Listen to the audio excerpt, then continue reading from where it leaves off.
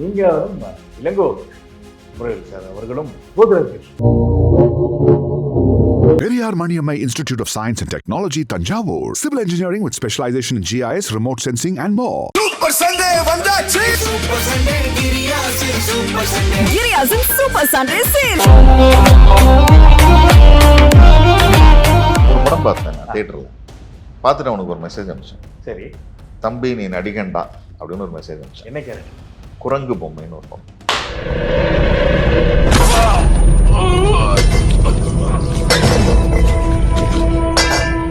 ஒரே வீட்டில் எங்கள் வீட்டு மாடியில் வந்து நிறைய திரைப்படங்கள் உருவாயிருக்கு. அபியும் நானும். சார் ஃபர்ஸ்ட் டைம் சார் ஹோட்டலுக்கு உள்ள சாப்பிட்றது. நெசவை வைத்து எனக்கு தெரிஞ்ச தமிழ் படம் வந்தது வந்து காஞ்சிபுரம் மட்டும்தான். பிரகாஷ் சார். அது சீரியஸான படம். இவருக்கு லைட் வெயினில் பண்ணுறாரு, நல்லா இருக்காது. இது நான் என்ன அது பண்ணுறேன்னு கேட்டேன். நீங்கள் தான் அங்கிள் இந்த தாத்தான்னு.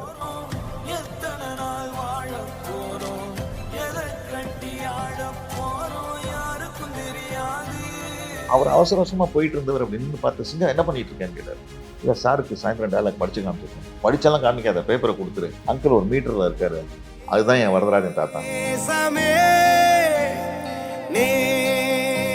அது இன்னும் கொஞ்சம் தெரிஞ்சுக்கணும் ஆசை. ரெசார்ட் இல்லை, இன்னும் ஒரு சில விஷயங்கள். ஏன்னா இப்போ ஒரு சில பேருக்கு இண்டஸ்ட்ரியில் இருக்கவங்களுக்கு தெரியும், அண்ட் ஒரு சில ஆடியன்ஸ்க்கு தெரியும் இவங்க ரெண்டு பேரும் பிரதர்ஸா அப்படிங்கிற மாதிரி. எஸ், நீங்க இளங்கோ முருகன் சார் அவர்களும் சகோதரர்கள் அப்படிங்கிறது ஆல்மோஸ்ட் இப்போ இங்கே இன்டர்வியூ ஆரம்பிக்கிறதுக்கு முன்னாடி இங்கே ஒரு 2-3 பேர்ட்ட சொன்னேன், அப்படியா ரகுபதி பிரதரா அப்படின்னு சொல்லிட்டு ஷாக் ஆனாங்க. ஸோ நீங்க ரெண்டு பேருமே not only actors, good writers. First அது பயங்கரம். ஏன்னா குமரவேல் சார் எழுதுன அந்த ரைட்டிங் இதெல்லாம் நான் கேள்விப்பட்டிருக்கேன், படங்களாகவும் நம்ம பார்த்துருக்கோம், காட்சி அமைப்பாகவும் நாங்கள் பார்த்துருக்கோம். ஸோ அஸ் அ பிரதர் ஒரே இண்டஸ்ட்ரியில, எஸ் அஸ் அ பிரதர்ஸ். நான் வந்து யார் அண்ணா? நீங்க தான். நான் அவருக்கு மூத்தவர், அவர் எனக்கு இளையவர். ஆனா இண்டஸ்ட்ரியில அவர் எனக்கு மூத்தவர், நான் அவருக்கு இளையவர். ஓகே. அவர் வந்து கல்லூரி முடிச்ச உடனே அவருடைய எம்ஏவே வந்து அவர் தியேட்டர்ல தான் பண்ணார், டிராமால தான் பண்ணார். ஓ. அப்போ வந்து பாண்டிச்சேரி யூனிவர்சிட்டியில முதல் முறையாக அவங்க வந்து நாடகத்தை ஒரு பாடமாக வைக்கிறாங்க. ஓகே. எம்ஏ இந்திரா பாஸ்ராஜ் ஐயா தான் வந்து அதுக்கு அப்போ அவங்க ஹெச்ஓடியா இருந்தாங்க. ஓகே. அவங்க வந்து குமரல் இங்கே பிஏ முடிக்கிறாரு நியூ காலேஜில். அவங்க வந்து நீ வா வந்து அங்கே எம்ஏ பண்ணுன்னு கூப்பிட்டு பாண்டிச்சேரியில் போய் குமரல் அங்கே 2 வருஷம் பாண்டிச்சேரியில் தங்கி எம்ஏ படித்தார். எம்ஏ வந்து டிகிரி பாண்டிச்சேரியில் அவர் வாங்கினார். ஓகே. வாங்கிட்டு அதுக்கு பிறகு தான் வந்து கூத்துப்பட்டியில் பண்ணார். அதுக்கப்புறம் தான் கூத்துப்பட்டிலேருந்து வெளியில் வந்து தான் அவர், பசுபதி, ஜெயக்குமார், பாலகிருஷ்ணன் ஒரு 4-5 பேர், ஒரு ஓஜி கேங். அவங்க அப்படியே வந்து அவங்கள நாசர் சார் வந்து மாயனில் அறிமுகப்படுத்தினார். அதுலேருந்து அவங்களோட திரைப்பயணம் தொடங்குச்சு. நாங்கள் ஒன்றா தான் இருக்கோம், குமரவேல் நாங்கள் ஒரே வீட்டில் தான். ஓகே. ஓகே. எங்கள் வீட்டு மாடியில் வந்து நிறைய திரைப்படங்கள் உருவாகிருக்கு. அபியும் நானும். எழுத்துக்களாவா? அந்த அந்த கதை உரையாடல்கள். ஓகே. ஓகே. நான் பார்த்துருக்கேன், மாடியில் இருக்கும், நான் மாடிக்கு போகும்போதெல்லாம் பார்ப்பேன். இவர் நம்ம ராதாமோகன், கதிர், விஜி, ரைட்டர் விஜி, எல்லாருமே இருப்பாங்க மேல. அப்படியே ஹலோ ஹலோ அப்படின்ட்டு போயிருந்தது. ஆனா அப்ப நீங்க ஃபீல்டுல இல்ல, இந்த டிராமா இல்ல, நான் வந்து தியேட்டர்ல தான் இருந்தேன். நான் திரைப்படத்துக்கு வரணும்னு எனக்கு தோணல. ஆனா என்னோட முதல் விருப்பம் அதுவாக தான் இருந்தது. திரைப்படம் அதுவாக தான் இருந்தது. நான் வந்து கல்லூரிக்கான விண்ணப்பம் வாங்க சொன்னபோது நான் வந்து அடையார் ஃபிலிம் இன்ஸ்டியூட்ல மட்டும்தான் வாங்கி வச்சிருந்தேன். ஃபிலிம் இன்ஸ்டியூட்லையும் பிரசிடென்சி காலேஜ்லையும் வாங்கி வச்சிருந்தேன். ஓகே. ஏன்னா எனக்கு வந்து எங்கள் தகப்பனார் புதுக்கல்லூரியில் வேலை பார்த்தாங்க, தமிழ் டிபார்ட்மெண்ட்டில். ஸோ எந்த காரணம் கொண்டும் புதுக்கல்லூரிக்கு போயிடக்கூடாதுன்னு நான் முடிவு பண்ணி ஃபிலிம் இன்ஸ்டியூட் இல்லாட்டி பிரசிடென்சின்னு வச்சிருந்தேன். அதுதான் எங்கள் அப்பா 2த்துக்குமே ஒத்துக்கல, சினிமாவுக்கும் ஒத்துக்கல, பிரசிடென்சிக்கும் ஒத்துக்கல. ஓகே. அப்போ ஏன்னு கேட்டாங்க. அப்போ நான் சொன்னேன், இல்லை எனக்கு இதான் ஆசை அப்படின்ட்டு. அப்போ அவங்க சொன்னாங்க, இல்லை நீ சொல்கிறது கரெக்டு பண்ணு, ஆனால் என்னென்னா நம்ம குடும்பத்தில் டாக்டர் ராசமாணிக்கனார் என்ற தாத்தா எல்லாருமே வந்து பிஹெச்டி வரைக்கும் படித்தோம், குறைந்த படிப்பே பிஹெச்டி. இப்போ நாளைக்கு நீ என்ன தான் பெரிய நடிகனாலும் என்ன படிச்சிருக்கேன்னு கேட்டால் +2 வெறும் எஸ்எல்சின்னு சொன்னால் வந்து அது மரியாதை இருக்காது. குறைந்த படிப்பே பிஹெச்டி. ஆமாம், நீ ஒரு டிகிரி பண்ணு, முடிச்ச உடனே நானே ஒன்று சினிமாவில் சேர்த்து விட்றேன் அப்படின்னு. ஸோ அந்த அஷூரன்ஸ் எனக்கு இப்போ பிடிச்சிருந்தது. பை த டைம் எல்லாம் காலேஜ் எல்லாம் ஆரம்பிச்சிருச்சு. அப்போ வேறு வழியே இல்லை, கூட்டிகிட்டு போய் நான் எது நடக்கூடாதுன்னு நினச்சோனோ அது எனக்கு கூட்டிகிட்டு போய் டிபார்ட்மெண்ட்டில் நிற்க வச்சு கேட்டு, நான் வந்து என்ன படிக்கிறதுன்னு தெரியல. ஏன்னா எனக்கு படிக்கிறதுலே பெரிய இன்ட்ரெஸ்ட் இல்லை. சரி அப்போ தான் நியூ காலேஜில் வந்து சோஷியாலஜி இன்ட்ரடியூஸ் பண்ணுறாங்க. இப்போ நான் சரி சோஷியாலஜி எடுத்துக்கிறேன்னு சொல்லி எடுத்துக்கிட்டு முதல் 6 மாதம் அந்த ஃபஸ்ட்டு செமஸ்டர் இருக்குல்ல, அந்த ஃபஸ்ட்டு செமஸ்டருடைய ரிசல்ட் வந்தது ஏப்ரல் மாதமும் மே மாதம். அதுக்கப்புறம் அந்த அந்த ஜூன் மாதமே எங்கள் அப்பா வந்து மாரடைப்புனால இறந்து போயிட்டாங்க. அந்த முதல் 6 மாதத்துக்கு. ஓகே. ஸோ அப்பயே எனக்கு வந்து என்னோட கனவுகள்லாம் ஷேட்டர் ஆயிடுச்சு. சரி சரி. அதுக்கப்புறம் அந்த 2 வருஷம் காலேஜ் அப்படியே தட்டு மாதிரி முடிச்சு ஓகே. அரியர்ஸ் எல்லாம் வச்சு முடிச்சு எல்லாம் பண்ணிட்டு உடனே வேலைக்கு போக வேண்டிய கட்டாயம் வந்துச்சு. இல்ல இப்போ ஓகே, குமரவேல் சார் வந்து இப்போ நீங்க சொன்னீங்க மேல நிறைய படங்கள் ப்ராசஸர் ரெடியா இருக்கு, அங்கதான் ரெடி ஆச்சு அப்படின்னு. அந்த டைம்ல எதுவும் உங்களுக்கு கேட்கணும்னு கூட தோணுது இல்லையா சார்? இல்லை தோணலை. ஏன்னா நான் அதுக்கு பிறகு நாகர்கோவில் வானொலி நிலையத்தில் அறிவிப்பாளராக சேர்ந்து ஓகே. அங்கே ஒரு 7 வருடம் பணியாற்றிட்டு நான் சென்னை வானொலிக்கு வந்துட்டேன் 92ல். வந்து நான் வந்து சென்னை வானொலியில் இருக்கும் பொழுதே வந்து பண்பலை ஒலிபரப்புல என்னோட நண்பர்களோட சேர்ந்து அது ஒரு தனி ஒலிபரப்பு ஒன்று நடத்திக்கிட்டு சார் நான் வேற ஒரு இடத்துக்கு வந்துட்டேன். அந்த திரைத்துறை இல்லாம வேற ஒரு துறையில வேற ஒரு பேட்டர்ன் வானொலியிலும் நான் கலையோட பயணம் பண்ணணும்னு நினைச்சேன். திரைத்துறையில அது நடக்கல. ஆனா வானொலியும் கலையோட சம்மந்தப்பட்ட விஷயம் தான். ஸோ அப்போ வானொலியில் நான் இருந்தேன். எனக்கு அந்த திருப்தி இருந்தது. ஒரு கட்டத்தில் வந்து நான் வணிகத்துக்கும் வந்துட்டு நான் வேற ஒரு இடத்துக்கு வந்ததுக்கு பிறகு எனக்கு வந்து போய் யார்ட்டும் கேட்கணும்னு தோணல. Okay okay. கேட்கணும்னு தோணல. அதுக்கப்புறம் கேட்டு போய் நம்ம ஒரே ஒரு தடவையாவது வாழ்க்கையில முகத்தை காமிச்சிடணும் சினிமால அப்படிங்கிற எண்ணத்தெல்லாம் அந்த கட்டத்தெல்லாம் நான் தாண்டிட்டேன். அது வேண்டாம் நான் முடிவு பண்ணேன். இல்ல இப்போ வேண்டாம் முடிவு பண்ணி ஓகே. எப்படி ஹிப்ஹாப் தமிழ் அவங்க கண்டுபிடிச்சாங்க? அதுதான் சிவகுமாரின் சபதம்ல சரியான கேரக்டர். ஐ திங்க் ஜாலியா போயிட்டு இருந்த படம் டக்குன்னு ஒரு விஷயத்துக்காக மாறுறது அப்படிங்கிறது சூப்பரான விஷயம். அது வந்து நான் என்னுடைய விளம்பர நிறுவனம் தான் நாங்கள் வச்சிருக்கோம் நண்பர்கள்லாம் சேர்ந்து. அந்த விளம்பரம் நிறுவனத்துக்கு முன்னாடி நான் வந்து வானொலியே நாங்கள் பண்பலை ஒலிபரப்புல தனியார் நிகழ்ச்சி பண்ணிட்டு இருந்தோம். சரி. அப்புறம் வானொலி வந்து அரசு வானொலி என்ன பண்ணுது, தனியாருக்கு கொடுக்குது. ஓகே. அப்பதான் இந்த இதெல்லாம் வருது, மற்ற ரேடியோக்கள்லாம் வருது. அப்போ அது அங்கே நின்று போகுது. அதுக்கப்புறம் தான் நாங்கள் வணிகத்துக்கு வரோம். அதனால அந்த கலை பயணத்தை தொடருவோம்னு சொல்லிட்டு மறுபடியும் நாங்கள் வந்து SS இன்டர்நேஷனல் லைவ்னு ஒரு கம்பெனி ஆரம்பிக்கிறோம். சரி. அந்த கம்பெனியில் வந்து நாங்கள் மியூசிக் அகாடமியில் மட்டும்தான் மியூசிக் அகாடமி மட்டும் கலை நிகழ்ச்சிகள்லாம் நடத்திட்டு இருக்கோம். Okay okay. ஒரு வருஷத்துக்கு ஒரு 4 நிகழ்ச்சி நடத்துவோம். அப்போ நான் வந்து இப்பாப்பாதியை வந்து நான் கூப்பிட்டு மியூசிக் அகாடமிக்குள்ளே வச்சு ஒரு ப்ரோக்ராம் கொடுத்தேன். அப்போ அவர் எங்கே பண்ணிட்டு இருந்தாருன்னு கேட்டிங்கன்னா காலேஜஸில் பண்ணுவார். கல்ச்சுரல்ஸில் பண்ணிட்டு இருந்தார். அவரை கூட்டிட்டு வந்து இங்க அகாடமிக்குள்ள வச்சு மியூசிக் அகாடமி உங்களுக்கு தெரியும். இது எப்போ இனிஷியல் டைம்ல ஆதியோட இனிஷியல் டைம். ஆமா இனிஷியல் டைம். அகாடமி உங்களுக்கு தெரியும் ரொம்ப ட்ரெடிஷ்னல் அப்படிதான் கர்நாடிக் மியூசிக் அந்த மாதிரி தான் நடக்கும். அதுல ட்ரெடிஷ்னல் விஷயங்கள் தான். ஆமா ஆமா. ஃப்ரண்ட் ரோல உட்காந்துருக்கவங்களாம் பாத்தீங்கன்னா பெரிய பெரிய விஐபிஸ் தான் இருப்பாங்க.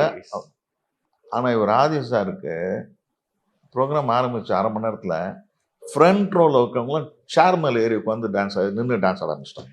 ஓகே. அகாடமியே ஆரம்பிட்டாங்க. என்னை கூப்பிட்டு அகாடமியில் சார் நீங்கள் இது மாதிரிலாம் கூப்பிட்டு வரீங்க, அடுத்ததுலாம் ஒரு சான்ஸ் கொடுக்க முடியாதுன்னு சொல்லிட்டாங்க. ஏன்னா அவ்வளோ யங்ஸ்டர்ஸ் அவ்வளோ பெரிய இது. அப்போத்துலேருந்து எனக்கு அவர் தெரியும் பழக்கம். ஓகே. ஹிப்ஹாப். ஓகே. அதுக்கப்புறம் நான் அடுத்த வருஷமா கொடுத்தேன். அதுக்கப்புறம் அவர் ரொம்ப பிஸி ஆகிட்டாரு. பிஸி ஆனால் கூட நாங்கள் ஒரு வருஷத்துக்கு ஒரு தடவை பேசிப்போம். சரி சரி. ஃபோனில் எதாவது பேசிப்போம். நான் ஏதாவது சில நல்ல நிகழ்ச்சிகள் பண்ணேன்னா அது இளைஞர்களுக்கான நிகழ்ச்சினா அது ஆதி வந்து தொடக்கி வைக்கணும்னு நான் நினைப்பேன். சொல்லுவேன் அவர்கிட்ட, நீங்கள் வந்தீங்கன்னா இந்த மாதிரி இருக்கும் அப்படின்னு. வந்து பண்ணி கொடுத்துட்டு போவார், தொடங்கி வச்சுட்டு பேசிட்டு போவார். அவருக்கு வந்து நான் மேடையில் பேசுறதெல்லாம் அவருக்கு தெரியும், நான் தமிழ் பேசுறேன்னு அவருக்கு தெரியும். அது வரைக்கும் அவர் பார்த்துருக்காரு. இவ்வளவுதான். அப்போ திடீர்னு அப்போ கோவிட் முடிஞ்சு ஒரு 50 பேர் வரைக்கும் சந்திக்கலாம் குழுமலான்னு ஒரு நிலைமை இருந்தது. அந்த நேரம் ஏன்னா அந்த ஷூட் முழுக்கவே நாங்கள் இதெல்லாம் போட்டு. அப்போ எனக்கு ஒரு நாள் ஃபோன் பண்ணார். ஃபோன் பண்ணிட்டு நான் அங்கிள் நான் ஒரு படம் பண்ணலான்னு இருக்கேன். சரி அது இல்லை அங்கிள் நீங்கள் அதில் ஒரு ரோல் பண்ணணுன்னு. இப்போ நான் உடனே நினைச்சேன் சரி ஓகே, இப்போ ஒன்று கல்லூரி ஆசிரியராக இருக்கும். Okay okay. இல்லைன்னா மேடையில் ஏதாவது பேச அந்த மாதிரி ரோல் பண்ணலாமே அது என்ன எங்களை. அப்போ நான் ஒரு ஒன்லைன் சொல்லிடுறேன், ஃபோன்லேயே சொல்லிடுறேன், கேளுங்க சொல்லுங்கன்னா ஒரு 15-20 நிமிஷம் ஒரு கதை சொன்னார். இந்த கதையை நல்லா இருக்குது, ரொம்ப நல்லா இருக்கு. இது யாரும் இது வரைக்கும் செய்யல. ஏன்னா நெசவை யாரும் எடுத்து பண்ணல, விவசாயத்தை எல்லாரும் பண்ணிட்டாங்க. நெசவை வைத்து எனக்கு தெரிஞ்ச தமிழ் படம் வந்தது வந்து காஞ்சிபுரம் மட்டும்தான், பிரகாஷ். அது சீரியஸான படம். அது இவருக்கு லைட்டர் வெயின்ல பண்றாரு, நல்லா இருக்காது. இது நான் என்ன அது பண்றேன்னு கேட்டேன். நீங்க தான் அங்கிள் இந்த தாத்தான்னாரு. அப்போ அவர் சொன்னார் முதல் தடவை ப்ரொடக்ஷனுக்கு வராரு, சத்யஜோதி மூவிஸ் இவர் ப்ரொடக்ஷன் இவரும் சேர்றாரு. நான் சொன்னேன் அது நான் வந்து இல்லை வேண்டாம் நீங்கள் இதை திங்க் பண்ணாதீங்க. நான் ஏன் சொல்கிறேன்னா நீங்கள் முதல் தடவை ப்ரொடக்ஷனுக்கு வரீங்க. ப்ளஸ் இது வந்து இந்த மாதிரி ஒரு கேரக்டர் வந்து நான் பார்க்கணும்னு நினச்சேன்னா நான் யாரை பார்க்க விருப்பப்படுவேன்னா ராஜ்கிரண் சாரை தான் பார்க்கணும்னு நினைப்பேன். இந்த மாதிரி ஒரு character. Okay okay. Rajkiran sir. சரி உங்களுக்கு அது பெரிய பட்ஜெட் நினச்சிங்கன்னா அடுத்து குறைந்தபட்சம் நீங்கள் வந்தீங்கன்னா ஒரு சந்திரசேகர் அந்த மாதிரி கேரக்டர் பண்ணு. சத்யராஜ் சார். அப்போ அவர் சொன்னார் அங்கிள் நீங்கள் சொன்னவங்கலாம் பண்ணிட்டாங்க இந்த கேரக்டர். ராஜ்கிரண் சார் தாத்தாவை பண்ணிட்டார். எனக்கு வந்து அது வேண்டாம். ஓகே. எனக்கு வந்து வரதராஜன் அப்படிங்கிற ஒரு 60 வயசு நெசவாளி வேணும். அந்த நெசவாளி இதுக்கு முன்னாடி தமிழ் சினிமா பார்த்துருக்கூடாது. ஆனால் படம் முழுக்க வர அந்த கேரக்டர் தாங்கக்கூடிய கேலிபர் அந்த கேரக்டருக்கு இருக்கணும். நான் இதெல்லாம் யோசிச்சு தான் வந்து உங்களை சொல்கிறேன். நீங்கள் வாங்க முடிவு பண்ணிட்டு உங்களுக்கு கால் பண்ணி முடிவு பண்ணி அப்போ நான் மறுபடியும் சொல்கிறேன் அது நான் வரேன். நீங்கள் கூப்பிட்டு நான் வரமாட்டேன்னு சொல்ல முடியாது. நான் வர்றதுக்கு ஒரே காரணம் நீங்கள் கூப்பிட்டீங்க, அது போதும் எனக்கு. சரி சரி சரி நான் வரேன். ஆனால் நான் ரொம்ப உரிமையோடு உங்ககிட்ட ஒரு விஷயம் சொல்கிறேன். என்னென்னா நான் வந்து ஒரு 100 பேரை வச்சு ஒரு ட்ராமா டைரக்ட் பண்ணியிருக்கேன்.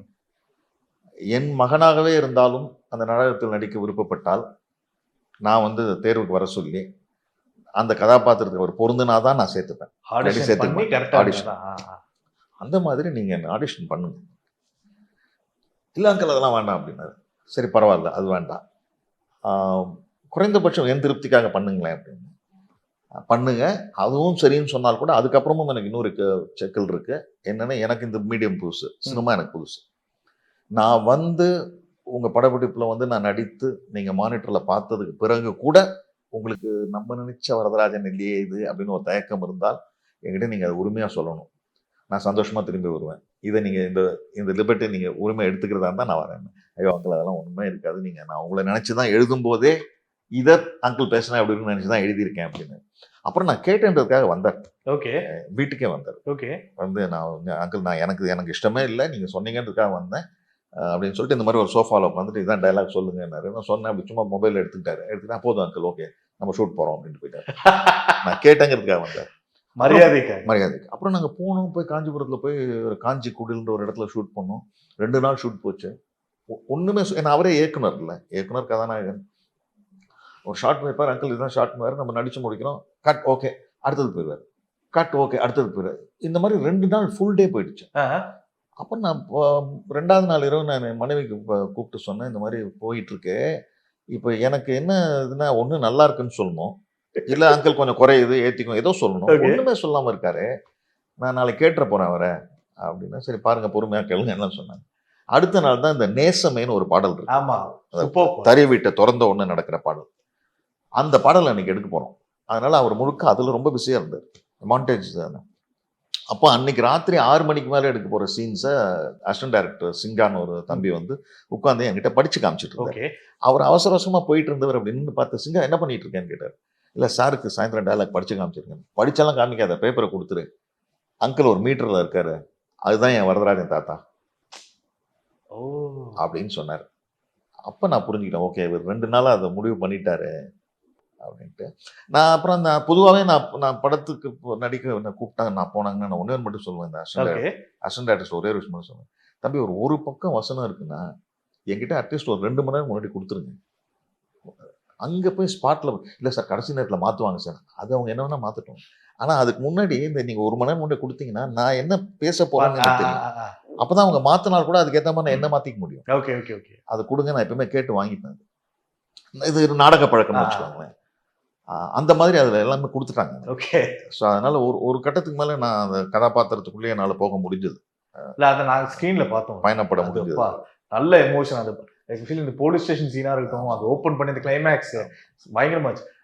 குமரவேல் சார் என்ன சொன்னார் சார்? ஏன்னா இதுக்கு முன்னாடி ஒரு பேட்டர்ன் ஒன்று இருந்தது, அது நீங்கள் சொன்னீங்க, உங்களோட வணிகம் சார்ந்தும் சரி மனசு சார்ந்தும் சரி ஒரு பேட்டர்ன் ஒன்று போனீங்க.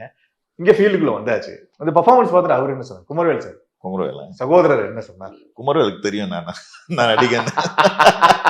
ஓகே. அதனால அவருக்கு ஒன்றும் பெரிய ஆச்சரியம் இல்லை. சரி. அவர் ஒருவேளை நான் சரியா நடிக்காம இருந்தா சொல்லியிருப்பார் போல் இருக்கு. ஓகே.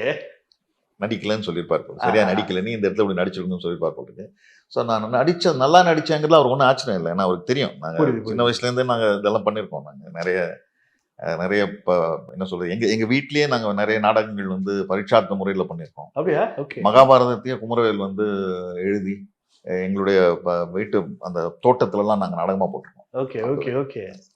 அதில் வந்து நான் வந்து சஞ்சயன் ஆக்ட் பண்ணேன், குமரவேல் வந்து கிருஷ்ணன் ஆக்ட் பண்ணாரு. நாங்கள் நிறைய பண்ணியிருக்கோம். அதனால நான் என்ன பண்ணுவேன்னு குமரவேலுக்கு தெரியும், குமரவேல் என்ன பண்ணுவார் எனக்கு தெரியும். அதனால நாங்கள் சாதாரணமாக வந்து எங்கேயாவது இன்னும் குமரவேலோட படங்கள்லாம் நான் பார்க்குறேன்ல, பார்க்கும்போது எங்கேயாவது இன்னும் நல்லா பண்ணிருக்கலாம் அப்படிங்கிற மாதிரி தோணுனா மட்டும்தான் சொல்லுவோம். மற்றபடி நார்மலாக பண்ணியிருக்குது. நான் குமரவேலோட படங்கள்ல நான் கேட்கலான்னு ஒரு படம் பார்த்தேன் நான் தியேட்டர்ல. பார்த்துட்டு அவனுக்கு ஒரு மெசேஜ் அனுப்பிச்சேன். சரி. தம்பி நீ நடிகண்டா அப்படின்னு ஒரு மெசேஜ் அனுப்பிச்சேன். என்ன கேரக்டர்? குரங்கு பொம்மைன்னு ஒரு படம். ஐ திங்க் பார்க்காதுன்னு தயவு செஞ்சு போய் பார்த்துருக்கேன். நான் குமரவேல் நடித்த படங்கள்லயே நான் பார்த்துட்டு நான் இந்த தம்பி நீ நடிகண்டா அப்படின்னு ஒரு மெசேஜ் அனுப்பிச்சது இந்த குரங்கு பொம்மைக்கு மட்டும். கிளைமேக்ஸ் எல்லாரும் பேசுறது வந்து குமரவேல் பத்தி பேசும்போது எல்லாரும் அந்த அபியம் நானும் அதான் சார், அந்த ஹோட்டல் சீனும் அந்த சாங்கும் சொல்லுவாங்க அப்படிங்கறது எல்லாரும் பேசுவாங்க. நல்ல சீன், நல்ல அது நல்ல நடிப்பு. பட் அதை தாண்டி ஒரு நடிகனுக்கு வந்து சவாலான ஒரு கதாபாத்திரத்தை ஏற்று குமரவேல் நடிகனாக வென்ற படம் வந்து குரங்கு. நித்திலன் பயங்கரமா வாங்கியிருப்பாரு அதில். அந்த குமரவேலுக்கான அந்த ஒரு அதுதான் உண்மையான குமரவேல். அந்த குமரவேல் வந்து இன்னும் முழுமையா திரைப்படங்களை வெளிப்படலைங்கிறது உங்களுக்குமே எனக்கு ஒரு ரசிகனாகவும் ஒரு சகோதரனாகவும் எனக்கு வந்து வருத்தம் தான். ஓகே, இன்னும் அவருக்கு ஏற்ற அந்த கதாபாத்திரங்கள் கிடைக்கல, இன்னும் வரல அப்படிங்கிறது வரல. ஓகே சார், இப்போ நீங்க 2 பேருமே சேர்ந்து ஐ திங்க் ஒரு படம் பண்ணீங்க, அதே ஹிப்ஹாப் தமிழா. ஆமா, 2ஆம் உலக போரின் கடைசி உலக. எஸ், அதுவும் ஒரு நல்ல எக்ஸ்பீரியன்ஸ். நல்ல ஒன்று ஆரம்பிச்சது திங்க் ஃபர்ஸ்ட் டைம் நினைக்கிறேன் நீங்களும் வரும் ஒன்னா. ஆமா, ஒன்னா ஒரே ஒரு ஃப்ரேம்ல தான் ஒண்ணா ஒரே ஒரு ஃப்ரேம்ல தான் அது நீங்க கைலி இது போட்டு அவரு அங்க நிப்பாருங்க, இங்க ஆப்போசிட் ஒரே ஒரு ஃப்ரேம் இருக்கு. இட்ஸ் பியூட்டிஃபுல் பாண்ட் இல்ல சார்? அது ஏன்னா நிறைய பேருக்கு தெரியாது நீங்க 2 பேரும் பிரதர்ஸா, இப்ப போட்டதுக்கு அப்புறம் பிரதர்ஸா அப்படின்னு வருவாங்க. ரகுபதி மோகன் பிரதர்ஸா. Periyar Maniammai Institute of Science and Technology, Tanjavur. Civil engineering with specialization in GIS, remote sensing and more. Super Sunday வந்தாச்சு. சூப்பர் சண்டே கிரியாசில் super Sunday. Giriya's Super Sunday Sale.